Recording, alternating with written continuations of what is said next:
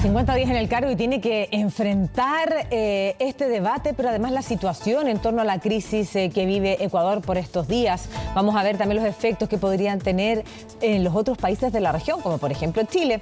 Y para eso es que queremos conversar sobre este tema con el ex embajador de Chile en Ecuador, ex ministro además Jorge Burgos. Gracias por el contacto con CNN Chile. ¿Cómo está? Gracias a ustedes. Muy buenos días. Gusto en saludarla. Igualmente, pues en primer lugar, solo para aclarar, usted fue embajador en este país entre el 93 y 96, ¿cierto? Sí, han pasado ya un poquito más de 2 décadas de mi presencia en Ecuador. Pero me imagino que cuando uno vive en un país, ¿cierto?, crea vínculos, conoce personas, desde, ¿cierto?, más allá, ¿cierto?, de los vínculos políticos, pero además crea un afecto especial. Entonces me imagino que no mira esta crisis de manera particular. No. ¿Cuál es su...? Por cierto...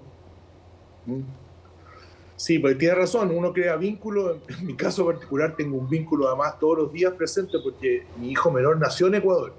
Entonces hay vínculos realmente. Y si bien efectivamente yo viví hace ya mucho tiempo en Ecuador, he vuelto, ¿no?, otras oportunidades.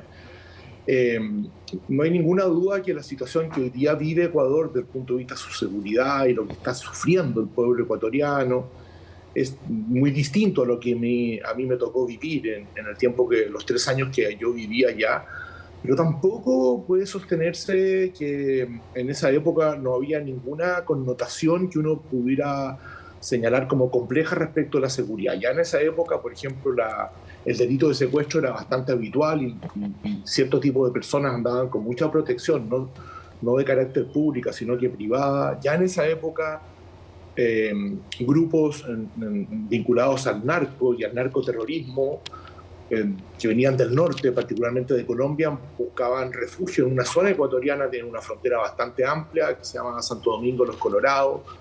Habían ciertos elementos ya hace más de 2 décadas que demostraban que era un país con complejidades respecto al enfrentamiento del narco, que probablemente está en la base de todo lo que está pasando hoy día, más allá que hoy día haya otras connotaciones de crimen organizado. La base central, la causa basal de lo que se está viviendo ahí es el tema del narcotráfico y las dificultades que tienen los estados para enfrentar este tipo de crimen organizado que crece y que obtiene espacios de impunidad que son muy complejos.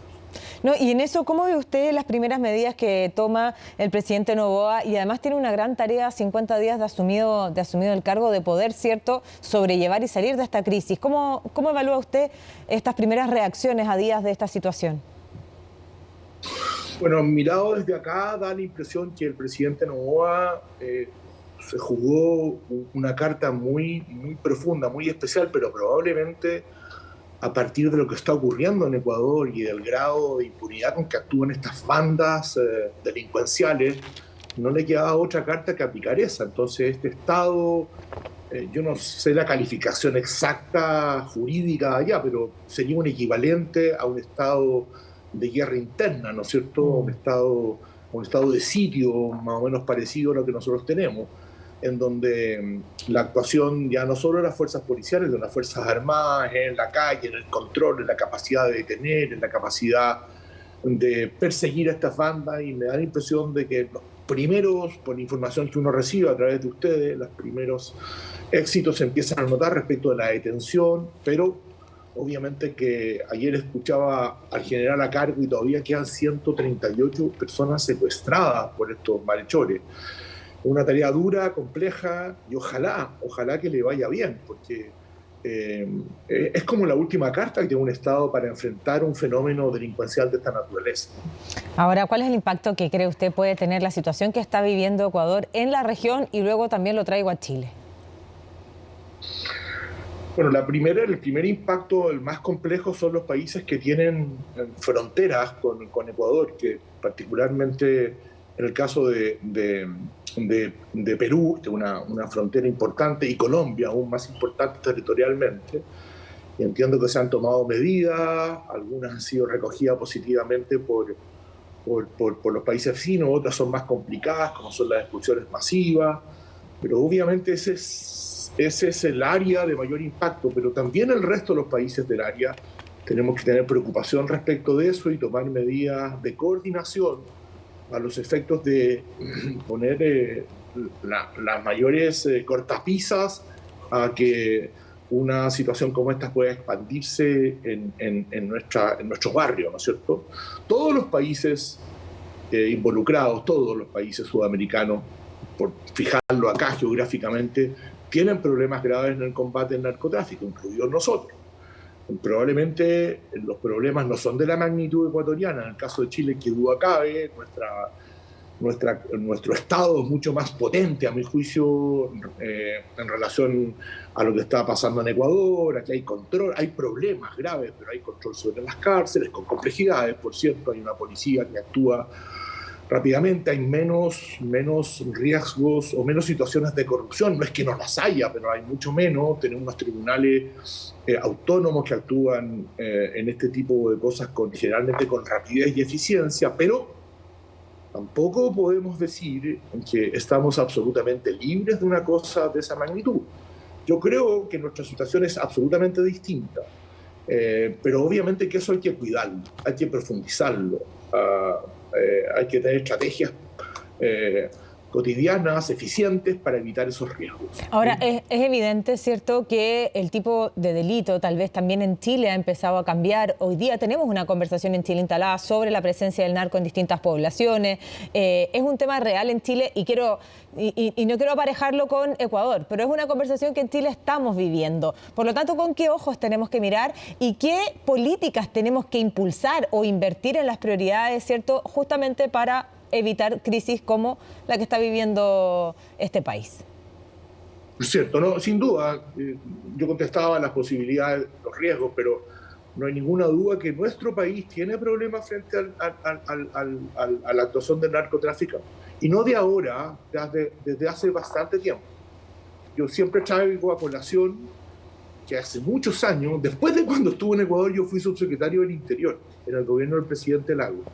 Y en esa oportunidad, un solo dato, nos tocó enfrentar a una empresa propia del narcotráfico, una línea aérea, se llamaba Aéreo Continente, que costó mucho, pero fue muy exitoso el enfrentamiento que hizo acá la policía y el Consejo de Defensa del Estado, y las autoridades políticas también, secundándolo, para terminar con esa línea aérea que trabajaba sobre patrimonio, sobre precios vinculados al narcotráfico. Entonces, no es un hecho nuevo.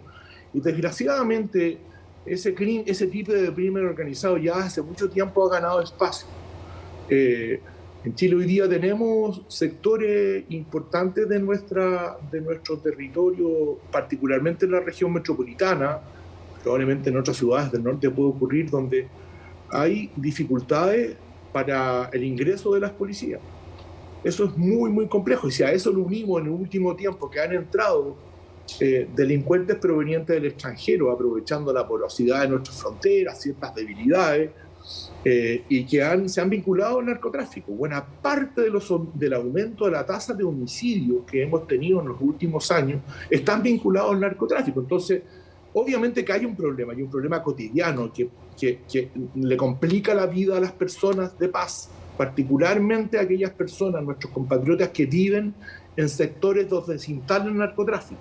Pero es un problema generalizado. Entonces, ahí hay que seguir trabajando muy fuertemente, crear las condiciones jurídicas para combatirlo con fuerza en todas las etapas del delito, el enfrentamiento, ojalá con arte e inteligencia, el enfrentamiento a las bandas, la captura de la droga y también la persecución del dinero que obtienen estos malhechores, que es muy importante. Yo creo que ahí hemos avanzado algo, pero podemos avanzar más.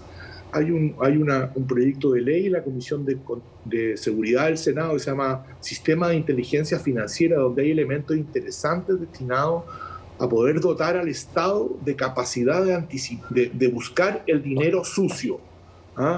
Puede ponerle ahí más cosas. Yo creo que nosotros deberíamos ir pensando. Yo sé que esto es una cuestión que produce mucha preocupación en algunos sectores, que el tema de ponerle cortapisas al uso del dinero efectivo, como ocurre en muchas partes del mundo. Estos grupos operan con dinero efectivo. compran cosas, bienes de consumo con dinero efectivo. Y en eso tenemos que ponerle mucho más cortapisas, yo creo, en Chile. Nos falta ahí. O sea, trazar esa ruta del dinero, si alguien compra, no sé, un auto lujoso con efectivo, o trazar ese dinero, cosas concretas de ese tipo. No solo trazarlo, a mi juicio debiera estar prohibido vender ventas sobre cierta cantidad de dinero en dinero efectivo. No deberían poder hacerse. ¿Qué razón hay en un país bancarizado para que una persona compre un auto de 15, 16 millones de pesos en dinero efectivo? No hay ninguna. No hay ninguna. Eso debería estar prohibido. En muchas partes del mundo las transacciones sobre 1.500 euros, particularmente en España, como regla general están prohibidas. Tengo entendido, no me consta porque yo no circulo mucho por ahí, que en varios lugares que son denominados mall de lujo, en todas las tiendas hay máquinas contadoras de billetes, porque se hacen compras sobre 5 o 6 millones de pesos en billetes. Hay una alta posibilidad que el origen de esas plazas sean vinculadas al dinero proveniente del narco. Entonces, tenemos que tomarnos en serio. Al narco hay que enfrentarlo con fuerza, con toda la fuerza, con todo el imperio, la fuerza del imperio del derecho, porque ganan espacio y se aprovechan de la globalización, se aprovechan de que somos un país, afortunadamente, abierto al mundo. Entonces, no nos puede temblar la mano en eso. Yo creo que hay cosas positivas, pero hay que profundizar. Bueno, tenemos, es cierto, todavía largos días para poder conversar sobre Ecuador, pero quisiera también traerlo, antes de terminar esta conversación, a la realidad que estamos viviendo en Chile, ¿cierto? Y que tiene que ver con esto, ¿cierto?, de la ley del lobby y estas reuniones. Pablo Salaquet hoy día en un medio de comunicación señalaba que no, ¿cierto?, las reuniones no tenían que ver con el lobby. Quiero conocer su diagnóstico respecto de esta situación que se está viviendo y que está enfrentando la clase política en Chile. Un cambio total de tema para no que total. No quede la sensación. Quebramos completamente el tema para poder, ¿cierto?, aprovechar estos minutos, su experiencia por el paso en la política, para que nos pueda, ¿cierto?, contar su visión de esto. No hay problema. Mire, yo pienso, con los antecedentes que yo tengo, que primero, a mi juicio, pasó una cosa bien positiva. Entiendo que ayer, que el presidente haya instruido a sus ministros para que hagan, aunque sea ex post, pública la reunión y con quienes estuvieron, si es que entiendan que se ubica dentro de la ley del lobby. Me parece que es bueno que haya sido así y que los ministros hayan hecho público la razón y los participantes. Yo creo que es un reconocimiento tácito de que fue un error de parte de las autoridades no haber hecho pública esa reunión. Y eso me parece que es positivo. Es una lección para el futuro. Es una lección para el futuro. Yo no soy de los que crea que no se puede conversar, por favor, es bueno. Yo creo que en Chile nos falta conversación entre los actores relevantes del mundo público y privado. Hay muchos temas pendientes, y es bueno resolverlos, intentar resolverlos sobre la base del diálogo. Esa perspectiva, a mí no me parece que es malo, eso puede ser positivo, pero creo que hay que tomar las medidas para hacerlo de manera muy transparente, porque si no, la sensación que queda, que puede ser muy injusta. Mire, yo no soy un partidario de este gobierno, para nada, pero yo tengo la certeza de que los ministros involucrados en estas reuniones son personas profundamente honestas, todos, y que cuando fueron a estas reuniones fueron de la mejor buena fe. Creo que los particulares, por los nombres que he escuchado, también son personas honestas que van a hablar de cómo ven el país. Pero ¿qué costaba una reunión donde se iban a hablar de temas, de visiones que tienen ciertos sectores, hacerlo público? Nada, es una lección para el futuro. Ahora usted, solo para ver si es que logro interpretar sus palabras, ¿cree que en este caso los ministros pudieron haber pecado de ingenuos en esto? Porque se juntaron con una persona que está inscrita en el registro lobista. Sí, yo creo que hay ingenuidad, hay falta de información. En fin, las primeras respuestas que se dieron de algunos ministros eran muy poco creíbles, yo no sabía quiénes iban. No sé, yo creo que es bueno reconocer que no se hizo como debió haberse hecho, es bueno corregirlo, para no darle, porque esto exacerba a las personas. Yo he escuchado declaraciones de los dos extremos, de parlamentarios de la extrema derecha, que hablan de reuniones clandestinas y piden comisiones investigadora, otros vinculados a la extrema izquierda, Partido Comunista, que han dicho cosas brutales, no tanto están involucrados ministros de su propio gobierno. Mucho exceso declarativo, que se hubiera evitado si esto se hubiera hecho con las medidas de transparencia que establece la propia ley del lobby, aunque no sea absolutamente categórico la tipificación de la reunión dentro de las características de la ley, no importa, siempre es mejor ir un poco más allá, un poco más, es mejor, como decía el general Perón, que zozobre que fa falte. De todas maneras, claro, y además, cierto, el trámite en la ley del lobby no tiene tanta complejidad.